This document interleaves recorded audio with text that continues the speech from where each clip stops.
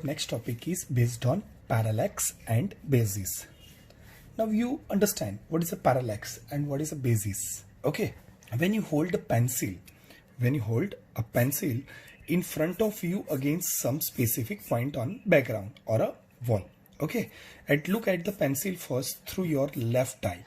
Okay, look your pencil, your left eye A, and secondly you have to place the pencil through your right eye B. You would notice, that position of the pencil seems change with respect to the point of the wall or any respect. Okay, so what is called? This is called parallax error. Okay, this is called as a parallax error, and the distance between these 2 points of observation is called the basis. Once again, the distance between this of 2 points of the parallax is known as a basis. Like from this we have to understand O is the object, likewise pencil, and L is our left eye, R is our right eye.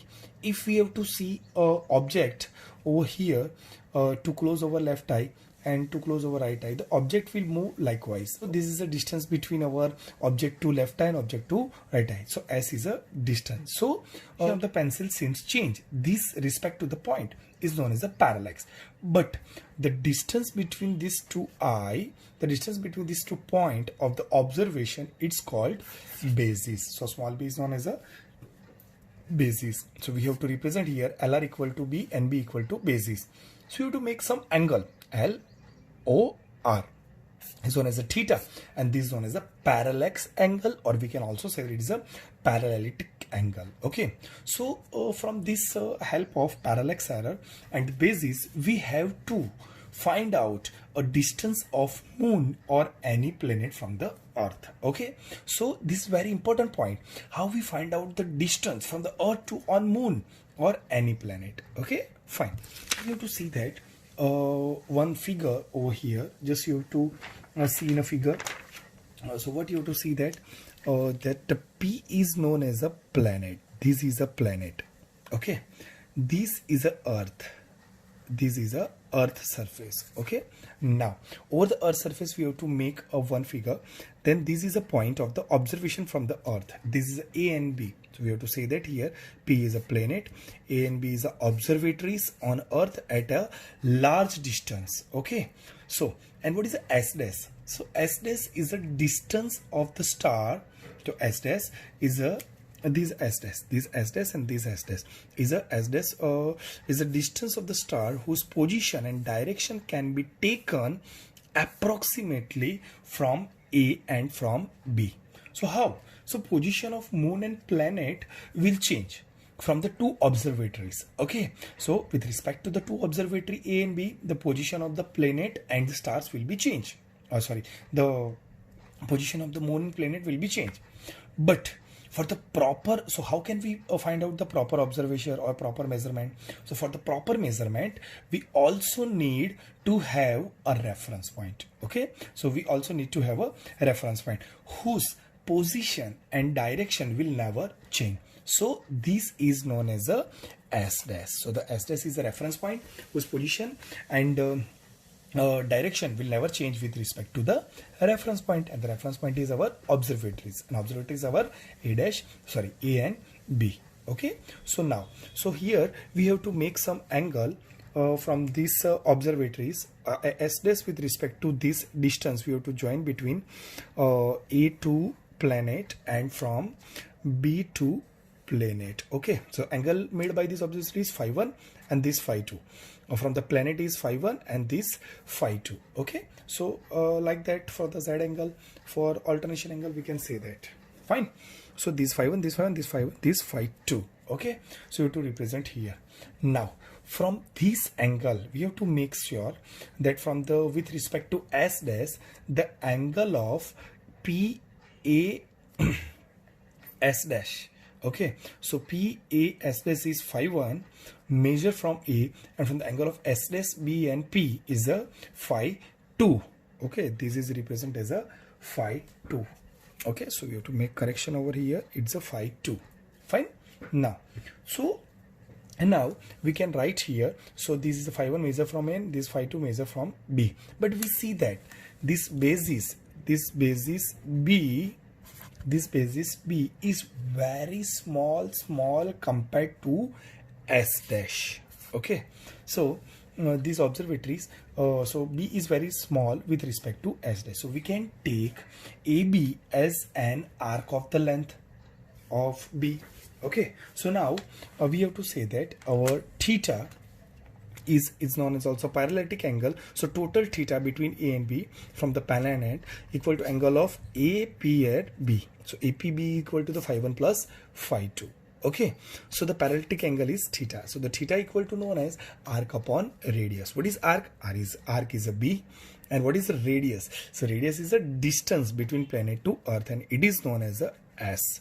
It is known as a S. Okay, so now the B upon S, and the S is the distance of planet from Earth. So S equal to B upon theta. This is the equation moon or any planet from Earth. Okay, so what happened? So from this experiment we have to also discuss the how to measure of the size of this planet or a moon. Okay, so how to measure the size? First of all, we have to observe or measure a distance. Now what? We have to measure a size or planet. Okay, so fine. So here we have to make a figure. This is a planet. Okay, and this is a Earth. Okay, this is Earth. Now from the planet, this is a point of observation is A and B. But we have to, we already measured the distance of the moon. So now we observe moon from one point to the Earth. Okay, so this is one point to the Earth, and we have to observe the moon from the point A and B. The distance between AB is known as a D. So the AB equal to the D, it is a diameter, or we can also say it is a diameter of moon. Okay, O is the observatory from the Earth, and the angle of AOB equal to theta. So it is angle between D and D on O. Okay, fine.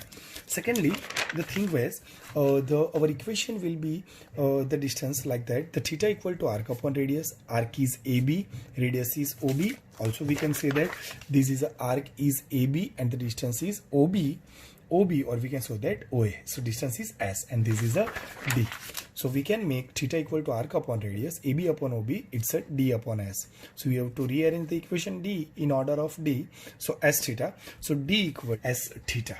Okay, so now so by the principle of the parallax, okay, the scientists are successfully to measure the distance of any planet or using, so the distance of any planet or moon from the Earth, or using that result, okay, we have to find out a diameter of the planet or moon. Okay, so once again, so scientists use this successfully measurement the distance of any planet or moon from the Earth by using that result, okay, to find out the diameter of the planet or moon.